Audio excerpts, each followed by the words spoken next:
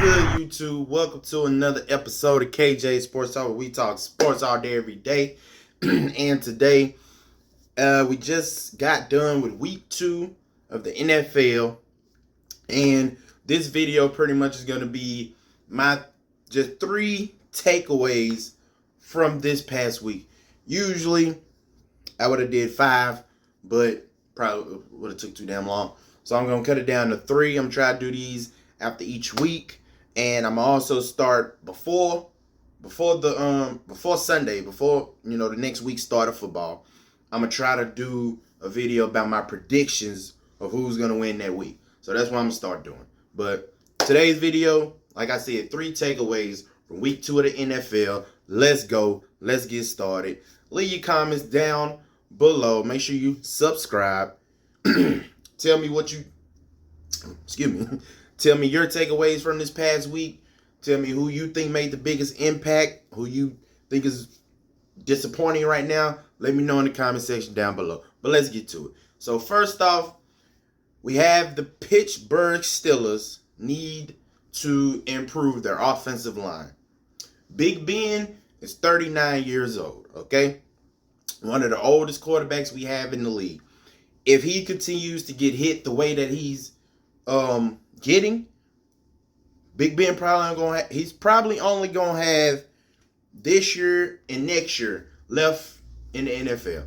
He cannot keep getting hit the way he is getting hit. This past game against the Las Vegas Raiders, he was sacked twice, but he was hit 10 times, and you could tell on some of his throws, like that one interception, he had to get rid of it because he was getting pressure. He didn't want to take a sack. So they really need to improve their offensive line. Some veteran guys they got rid of this past offseason. So their whole O-line is pretty much filled with a lot of rookies and second-year players. But they need to improve that offensive line if the Steelers are going to be a better team. There's no doubt about their defense because they have one of the top defenses in the game.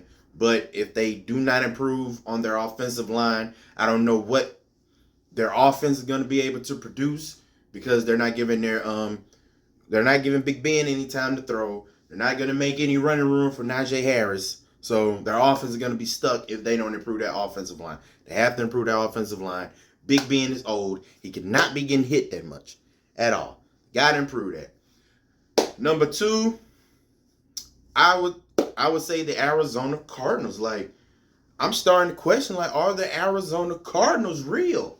Like, you starting to question. Now, we all know the NFC West, to me, is the most competitive division in the NFL with the Cardinals, the Rams, the Seahawks, and the 49ers.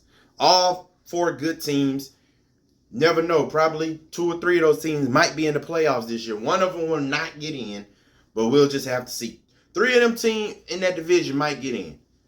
So we'll just have to see. But the Cardinals right now are looking like a real threat.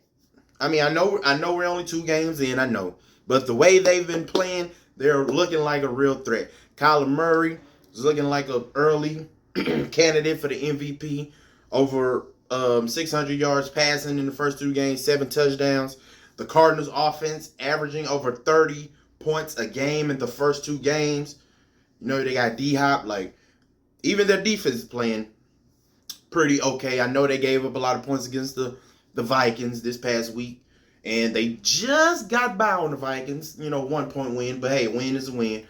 But, like I said, they're averaging over 30 points so far in the first 2 games. Kyler Murray looking real good. D-Hop looking real good. Hey, man, the Cardinals may be for real. They might be for real. But we're just going to have to stay tuned and find out for later. And last but not least, of course, y'all already know, I have to talk about the Dallas Cowboys. I got to talk about my boys. I have to. They just played the Chargers, got a 3-point victory. They played decent. I'll give them that. 14 points in the first quarter, but only 3 points for the rest of the 6 points for the rest of the game. That is an issue. Because our offense, one thing about the Dallas Cowboys that you can never question is our offense. We have a top offense in this league. I don't care what nobody says. We have too many damn weapons, just too good of an offense to not be scoring at least 30 points a game. We have that type of offense to score 30 points a game.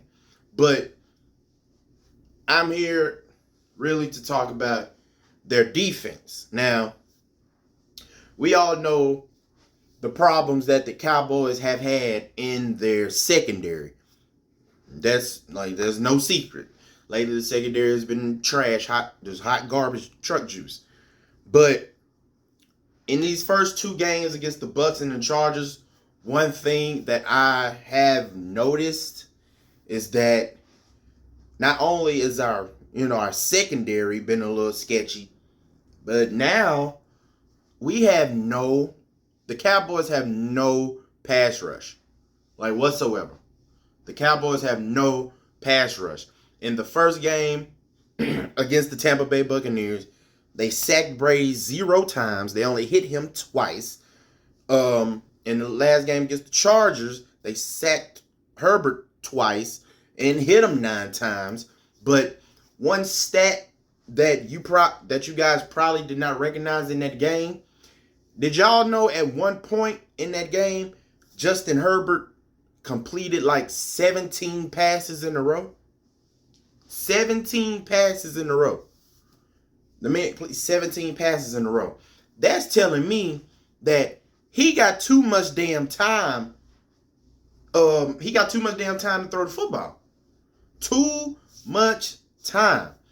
You can have the best secondary ever. I'm talking Legion of Doom. It doesn't matter. You can have the best secondary ever. But if your D-line is giving the quarterback so much time to throw the football, I don't care how good of a secondary you are. If a quarterback has a lot of time to throw the football, somebody is going to get open. You know what I'm saying? Somebody is willing to get open if you give the quarterback too much time to throw. And Justin Herbert completed 17 passes in a row. That's all that tells me. That's all that tells me. He had too much time to throw. Like I said, it don't matter how good your coverage is on the wide receivers, tight end, whatever. If you give a quarterback too much time to throw the football, somebody will get open. Somehow, some way, somebody will eventually get open.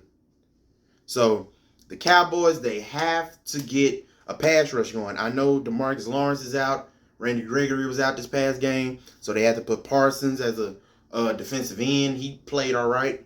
So I understand all that. But even in that, like I said, the Tampa Bay game, no sacks, only 2 quarterback hits.